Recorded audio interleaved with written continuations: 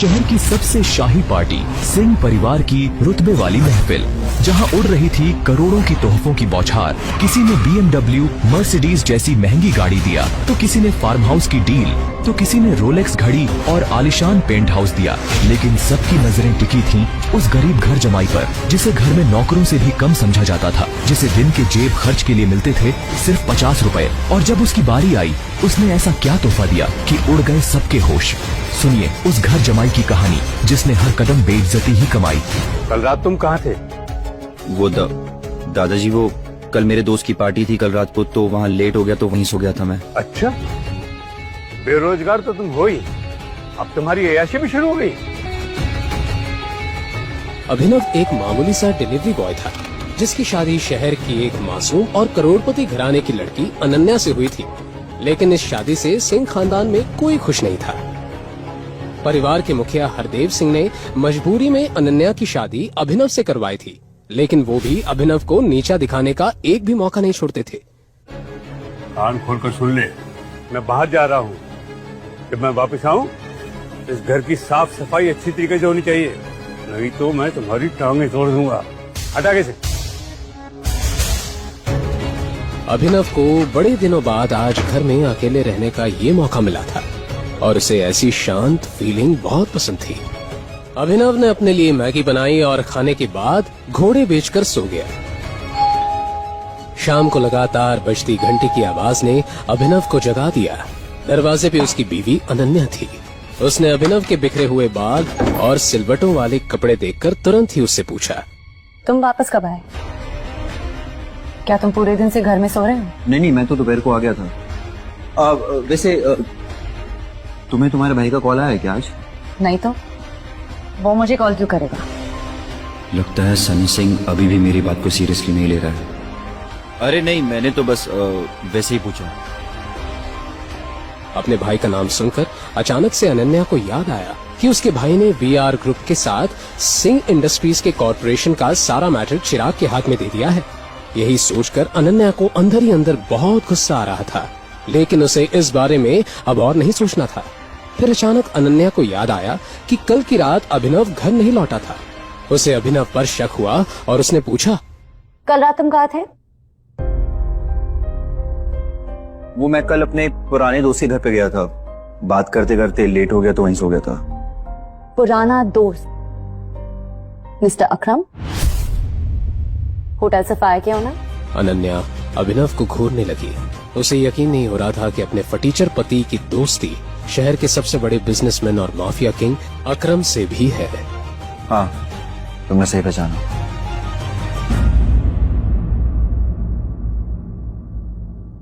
हालांकि मैं ये नहीं जानती कि तुम मिस्टर अकरम को कैसे जानते हो, लेकिन अगर तुम मुझे बता रहे हो कि पूरी रात तुम मिस्टर अकरम से बातें कर रहे थे, तो मुझे इस बात पर बिल्कुल भरोसा नहीं है।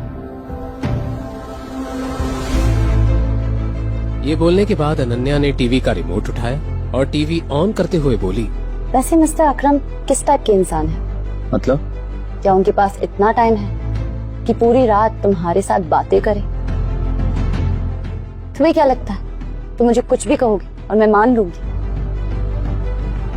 एनीवे, मुझे भूख लगी है, मेरे लिए कुछ खाना बनाओ। अभिनव अनन्या के लिए उसका फेवरेट पास्ता बनाने की तैयारी करने लगा, लेकिन तभी दरवाजे पर दस्तक हुई और हरदेव सिंह भी घर लौट आए। अभिनव को देखकर हरदेव सिंह ने हमेशा की तरह अजीब सा रिएक्शन दिया और सीधा अनन्या के सामने चिंतित होकर बैठ गए। दादाजी क्या हुआ? आपका मूड किसने ऑफ कर दिया? ये और कौन हो सकता है बेटा? वो एक ही तो है जिसने जिंदगी में कुछ नहीं सीखा है सिवाय बड़ों की डिसरिस्पेक्ट करने के। दादाजी आखिर बात क्या है? आप मुझे बता, मैं उसकी खटिया खड़ी कर दूंगी। खटिया खड़ी करने जैसी कोई बात नहीं। मैं तुम दोनों को लेकर ही परेशान हूँ। तुम दोनों का IVF प्रोसेस कई बार फेल हो चुका है। मुझे तो लगता है अभिनव में कोई जेनेटिक डिसऑर्डर है।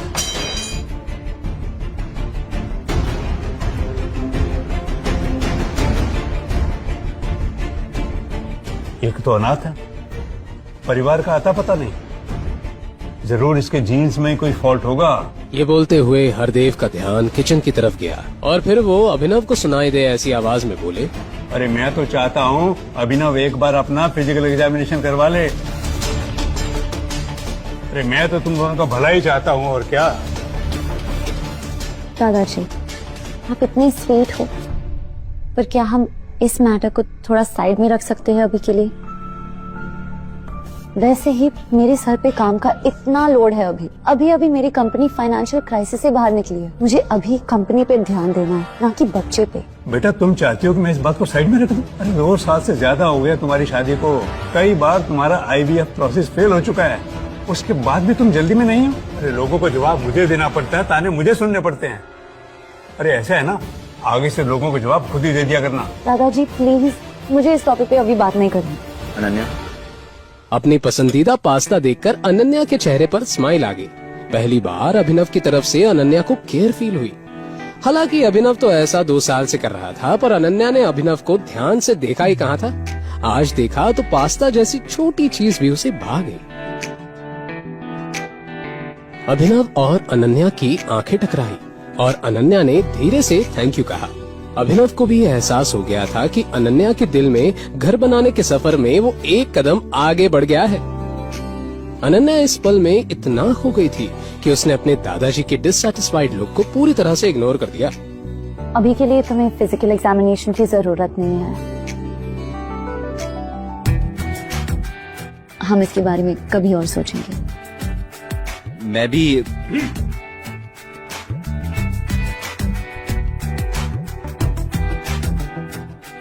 ठीक है, जैसे तुम बोलो। अभिनव अपनी खुशी पूरी तरह जाहिर नहीं कर पाया। ये बहुत बड़ा दिन था। अनन्या ने अभिनव के लिए अपने दादाजी के सामने स्टैंड लिया, वो भी इतनी बड़ी बात पर। उसे मामला बनता दिख रहा था।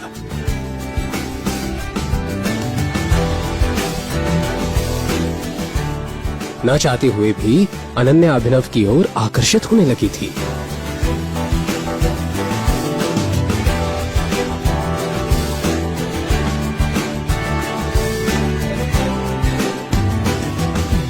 अनन्या, अगर कल तुम्हें तुम्हारे भाई का कॉल आए और वो BR ग्रुप के साथ सिंह इंडस्ट्रीज की कॉर्पोरेशन की बात करे, तो तुम एकदम से हाँ मत कहना। मतलब थोड़ा सा टाइम लेना, उससे भी तो तुम्हारी इम्पोर्टेंस पता चलनी चाहिए ना। तुम पागल हो गए हो? सनी भैया ने सब कुछ चिराग को दे दिया। BR ग्रुप के साथ सारा कॉर्पोरेशन अब वही हैंडल करेंगे। उन्हें मेरी क्यों जरूरत पड़ेगी? और तुम ना, तुम्हें कुछ पता ही नहीं चलता, बस फालतू की बातें करते रहते हो। अनन्या, बस तुम याद रखना, अगर कॉल आए तो एकदम से हाँ मत कहना। Good night. सो जाओ। अपनी बात कहने के बाद अभिनव सो गया। जैसे तैसे अनन्या ने अपने आप को संभाला और लाइट बंद करने के बाद वो भी सो गई।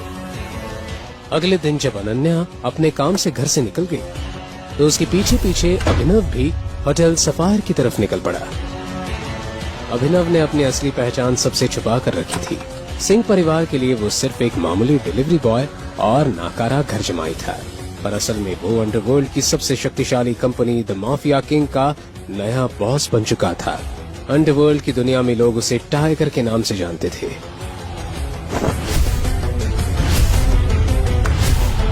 संजय के हत्याकांड के बाद अकरम ने अभिनव को 18 साल तक एक अनाथ आश्रम में रखा।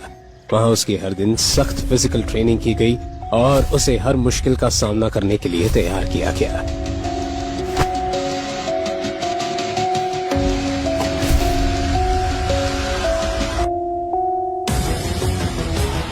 इस कंपनी की बुनियाद उसके पिता संजय ने रखी थी, लेकिन संजय के देहांत के बाद कंपनी की जिम्मेवारी उनके वफादार साथी अकरम के कंधों पर आ गई। जब अकरम को लगा कि अभिनव काबिल हो चुका है, तब उसने उसे माफिया किंग के गद्दी पर बैठाया, लेकिन अपनी असली पहचान सबसे छुपाने की एक शर्त भी रखी।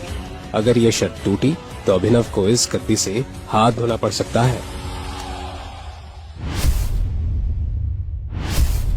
वैसे ऑफिस का आरामदायक माहौल, खासकर जॉब, आपके अंडर एक एफिशिएंट सेक्रेटरी हो जो सब कुछ कर ले और आपको कुछ करने की जरूरत ना पड़े, तो आपको और मजा आने लगता है।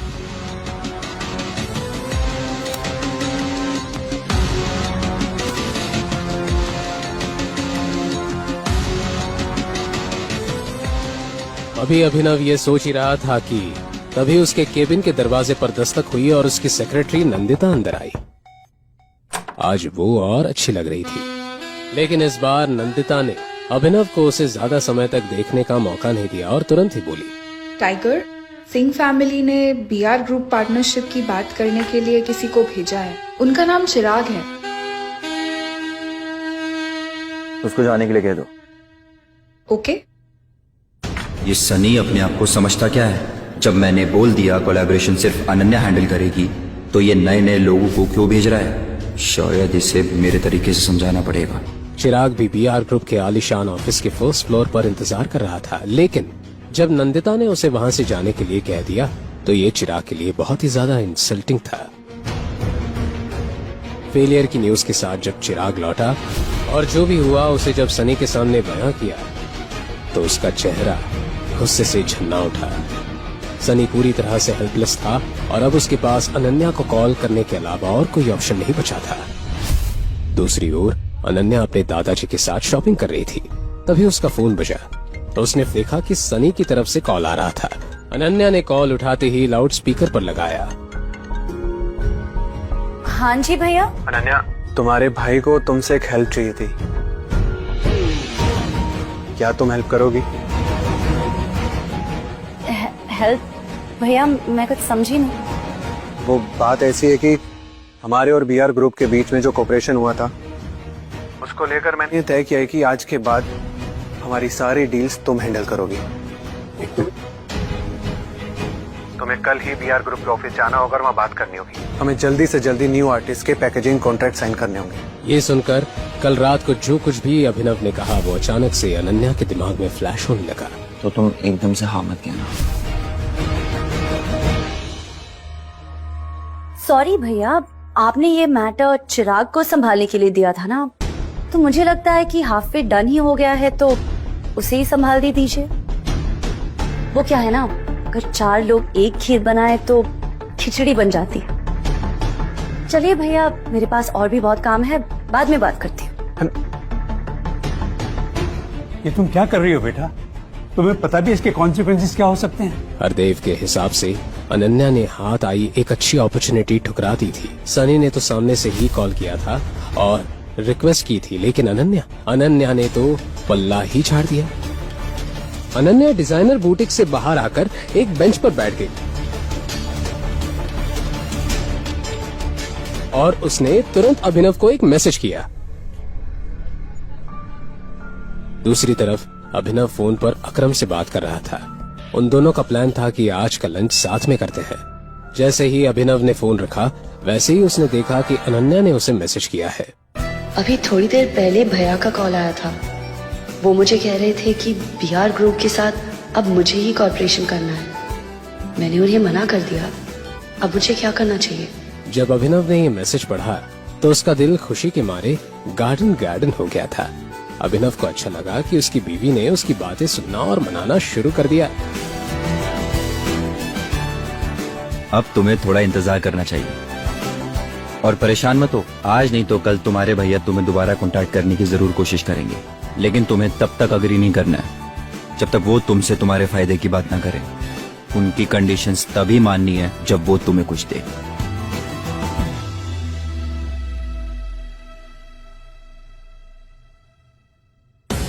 आज बहुत दिनों बाद अभिनव की मुलाकात अकरम से हो रही थी। एक अकरम ही तो था जिसने अभिनव को उसकी असली पहचान से रूबरू करवाया था, टाइगर नाम से रूबरू। टाइगर, वेलकम वेलकम आओ, इधर बैठो। अकरम ने अभिनव को सम्मान देते हुए मेन चेयर पर बैठाया और कहने लगा कि उसने उसे एक खास मकसद के लिए बुलाया है। उसके बाद अकरम ने जैसे ही एक ताली बजाई, वैसे ही काले कपड़ों में एक आदमी उस कमरे में आया। उसके हाथ में एक छोटा सा बॉक्स था। अकरम ने उस आदमी के हाथ से उस बॉक्स को लिया और अभिनव को देखने लगा। इसे मैंने खास तुम्हारे लिए प्रिपेयर किया था। पिछले 18 सालों से ये अमानत मेरे साथ थी, लेकिन अब वक्त आ गया है कि उसके हाथों में जाए जिसकी अमानत है। अकरम अंकल,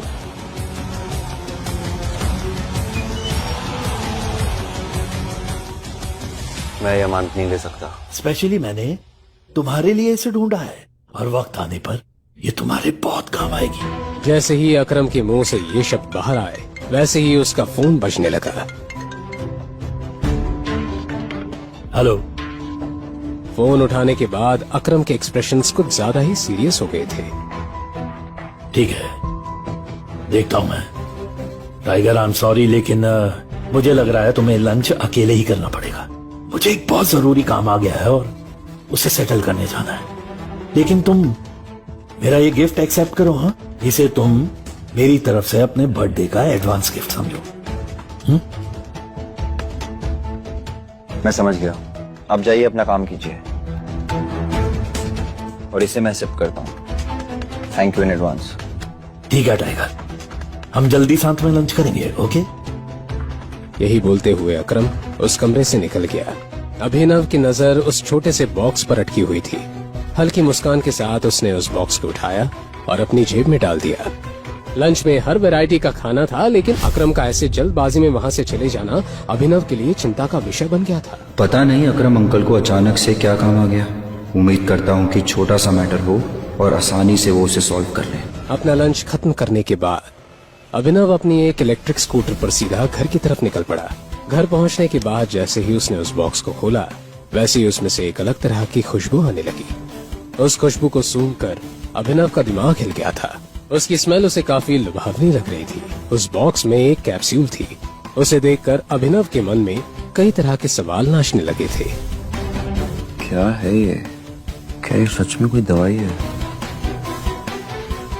क्या सच में इसे खाने के बाद शरीर में ताकत आ जाएगी? लेकिन ये कोई जड़ी बूटी वाली पिल की तरह लग रही है।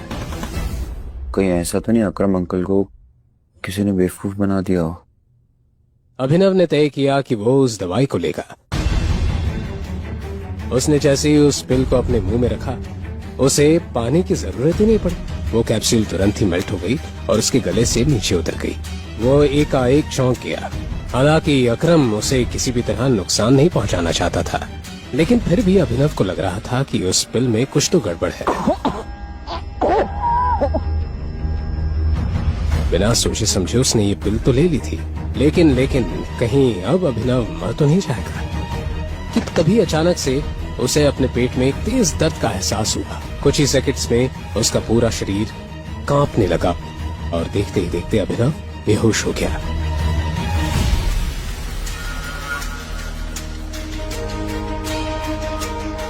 जब उसकी आंख खुली तो लगभग रात हो गई थी। अभिनव ने आंख खोली थी कि तभी अचानक से उसे तेज बदबू आने लगी। इस समय उसके कपड़े पूरी तरह गीले हो गए थे और उनमें से भी बदबू आ रही थी। वो काफी डिस्गस्टिंग लग रहा था। अभिनव के पास सोचने का बिल्कुल टाइम नहीं था। वो शावर लेने के लिए बाथरूम चला गया। अपने शरीर को अच्छे से साफ करने में उसे करीब 1 घंटा लगा।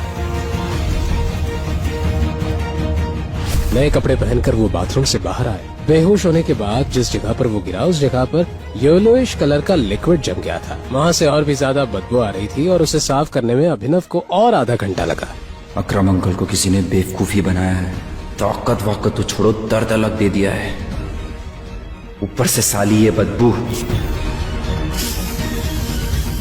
मुझे तो अभी ये भी नहीं पता कि इस दवाई के और कितने साइड इफेक्ट्स होंगे। जैसे ही कमरे की सफाई हुई वैसे ही अनन्या और हरदेव घर आ गए। अच्छी शॉपिंग होगी ना आज। और टाइम पर भी हो रहे, एकदम टाइम पर। तुमने खाना बना दिया? दरअसल मुझे काम था तो मैं खाना नहीं बना पाया। मैं सोचता था क्यों नहीं आज हम बाहर खाना खाने चले। अच्छा, आज से पहले तो ऐसे बहाने सुनने को मिले नहीं थे। सारा दिन घर पर रहते हो, काम धाम करने का कुछ है नहीं। लगता नहीं आजकल साहबजादे कुछ ज्यादा बिजी रहने लगे हैं। अनन्या को भी अभिनव की बात कुछ हजम नहीं हुई, लेकिन अभी कुछ दिनों से अभिनव का बदला रूप देखकर अनन्या अभिनव से चिढ़ नहीं सकती थी। इसलिए अनन्या ने कहा, एक्चुअली दादाजी, मैं भी सोच रही थी कुछ दिनों से क्यों ना हम खाना खाने बाहर चले। अनन्या की इस हरकत से अभिनव को समझ आ गया कि वो उसकी मदद कर रही है। अभिनव का दिल गार्डन हो गया।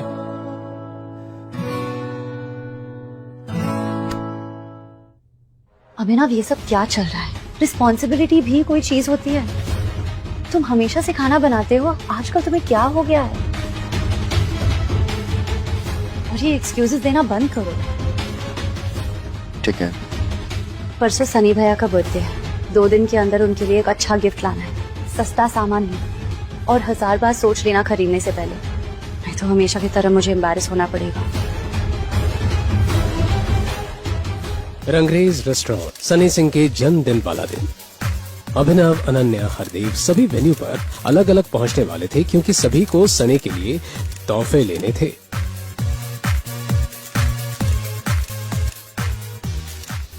समय देख रही हो? अभिनव अभी तक नहीं आया था और अनन्या उसी का इंतजार कर रही थी। अभिनव ने अनन्या से प्रॉमिस किया था कि इस बार वो भी गिफ्ट देगा, वो सबसे हटके होगा, लेकिन उसके बाद भी अनन्या के दिल में एक खलबली मची हुई थी। जब अनन्या ने देखा कि अभिनव अपने हाथ में ऑर्डिनरी लकड़ी का बॉक्स हाथ में लेकर वहाँ पहुँच गया है, तो उसके चेहरे पर 12 बज गए। क्या यार अभिनव, कम से कम बॉक्स तो गिफ्ट रैप करवाती। अरे मुझे वैसे भी रैप नहीं कराना था और मेरे पास टाइम भी नहीं था ये रैप कराने का। खैर छोड़िए ना, क्या फर्क पड़ता है कि ये बॉक्स कैसा है, बॉक्स के अंदर सामान क्या है वो मैटर करता है ना। अब जब सभी लोग भैया को गिफ्ट देने लगे, तब इस बॉक्स को उन गिफ्ट के साथ रख देना। इस बार मुझे कोई ड्रामा नहीं चाहिए, थक गई हूँ मैं। ठीक है, जैसे तुम बोलो। सनी सिंह का वफादार दोस्त चिराग ये सब देख रहा था और अभिनव को जलील करने का ये सुनहरा मौका वो अपने हाथ से नहीं जाने देना चाहता था। अब ये फटीचर भी पार्टीज में आएंगे। चिराग, अभिनव मेरा पति है, खबरदार अगर उसे नीचा दिखाया तो। लोग अनन्या, मैं तुम्हारी फीलिंग्स को हर्ट नहीं करना चाहता, पर इस फटीचर को पता भी तो होना चाहिए कि इसकी शादी एक करोड़पति लड़की से हुई है। कब तक ऐसे भिखारियों की तरह घूमता रहेगा? अपने काम से काम रखो, मुझे यहाँ पर कोई सीन क्रिएट नहीं करना। बकवास बंद कर और अपनी औकात में रह, समझा? और भूल मत, तू एक मामूली सा डिलीवरी बॉय था। अनन्या से शादी की होगी, ज्यादा हवा में उड़ रहा है क्या? उससे कोई फर्क नहीं पड़ता है मैं जितना मर्जी यूजलेस हूँ, लेकिन तुझसे काफी बेटर हूँ, जिसे बीआर कंपनी ने एक कचड़े की तरह अपने ऑफिस से बाहर निकाल दिया था। मामला कुछ ज्यादा ही गर्म हो गया था। चिराग शहर के बड़े बड़े गुंडों के साथ में भी उसका अच्छा खासा उठना बैठना था, लेकिन उसके बाद भी उसने चिराग से पंगा ले लिया। हो गया कल्याण, आज की रात अभिनव के लिए अच्छी नहीं जाने वाली। ऐसा ही होना चाहिए था इसके साथ। सिंह खानदान के लोग अभिनव को मार खाता हुआ देखना चाहते थे। जैसे ही चिराग ने मुक्का मारने के लिए अपना हाथ अभिनव की ओर बढ़ाया, वैसे ही अभिनव ने तुरंत ही उसका हाथ पकड़ लिया और कड़क अंदाज में बोला, क्या तू अभी भी मुझे मारना चाहता है? कुत्ते कमीना, मैं तो तेरा खून पी जाऊंगा। जैसे ही चिराग के मुंह से शोले फिल्म का ये पुराना डायलॉग आया, अभिनव ने उसका हाथ इतनी जोर से ट्विस्ट किया कि चिराग की हालत खराब हो गई और वो चीखने लगा। मुझसे बहुत नफरत है ना, घिन आती है मुझसे, तो मेरा हाथ तुझे लगेगा तो खुद से भी घिन आएगी। अपनी ताकत का ऐसा अंजाम देखकर अभिनव खुद चौंक गया था। इतनी ताकत अचानक उसमें कैसे आई? कहीं ये अकरम से मिली कैप्सूल का कमाल था? दूसरी तरफ चिराग दर्द से छटपटाते हुए जमीन पर पड़ा था। ये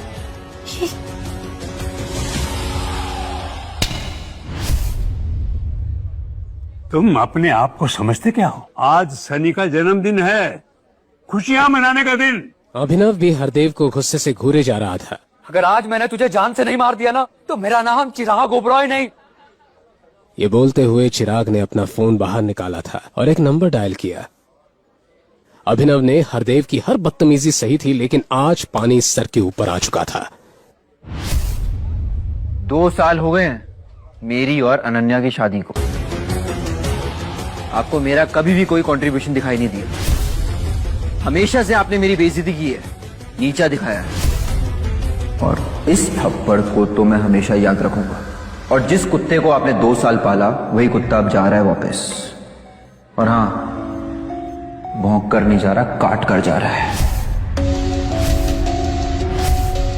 अगर आप चाहते हो कि आपके घर में मैं वापस आऊं, तो सनी को मुझसे माफी मांगनी पड़ेगी। मेरे पांव में गिरना होगा, नाक रगड़नी होगी। Just shut up! अनन्या की नजरें अभिनव पर ही टिकी हुई थी। अभिनव के ऐसे बर्ताव को देखकर उसने महसूस किया कि वो पूरा बदल गया है, बिल्कुल एक अजनबी की तरह। दूसरी तरफ अभिनव की बात सुनकर वहाँ मौजूद सभी लोग एकदम शॉक्ड रह गए थे। किसी ने भी नहीं सोचा था कि अभिनव जैसा कचरा अपने मुंह से ऐसे शब्दों का इस्तेमाल करेगा। कहाँ जा रहे? रोको इसे।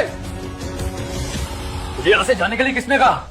तू यहीं रुक और अब देख तेरे साथ क्या होता है। जैसे ही चिराग ने अपनी बात खत्म की, वैसे ही रंगरेज रेस्टोरेंट के बाहर कुछ कार्स तेजी से आकर रुकी। चिराग ने अभिनव की जान की सुपारी शहर के सबसे खतरनाक गुंडे इरफान को दे दी थी।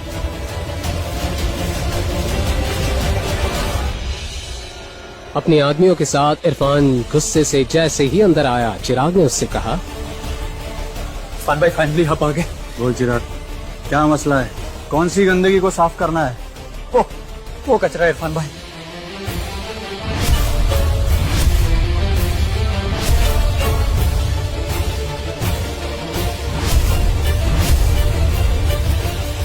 तो तुम हो जिसने मेरे भाई को मारा है। जिस कुत्ते को भौंकने की आदत हो उसे सबक नहीं सिखाना चाहिए क्या? बेटा, तुम अभी जवान हो, तुम्हारे खून में बहुत गर्मी है, समझ सकता हूँ। पर क्या तुम्हें ये बात पता है कि मुझसे आज तक इस तरह किसी ने बात नहीं की? मुझे कोई फर्क नहीं पड़ता लोग आपसे किस तरह बात करते हैं। अगर आपने मुझसे इस तरह से बात करी तो बहुत रिग्रेट होगा आपको। लड़के, कसम से तेरे में बहुत एरोगेंस है। अब तेरे जैसे छोटे इंसान के सामने मैं एरोगेंट भी नहीं हो सकता क्या? अभिनव के चेहरे पर ना तो कोई डर था और ना ही कोई शिकन। ऐसा लग रहा था जैसे उसके शरीर में कोई भूत आ गया था। तूने अब भी मुझे नहीं बचाना इरफान, याद कर। इरफान भाई अभिनव को घूरने लगे थे, पता नहीं क्यों, लेकिन इरफान भाई को अभिनव को जाना पहचाना सा लग रहा था। तेरी हिम्मत कैसे हुई ऐसी बात करने की? मैं देखता हूँ इसे। इरफान भाई की बेइज्जती होते देख उनके शागिर्द भी अभिनव पर एक साथ टूट पड़े। इस हाथापाई में अभिनव की उंगली से एक रिंग नीचे गिर गई और लुढ़क कर इरफान भाई के कदमों में आकर रुकी। उस रिंग को जब इरफान भाई ने उठाया तब उन्हें लगा जैसे उन्होंने अंगारों पर पांव रख दिया।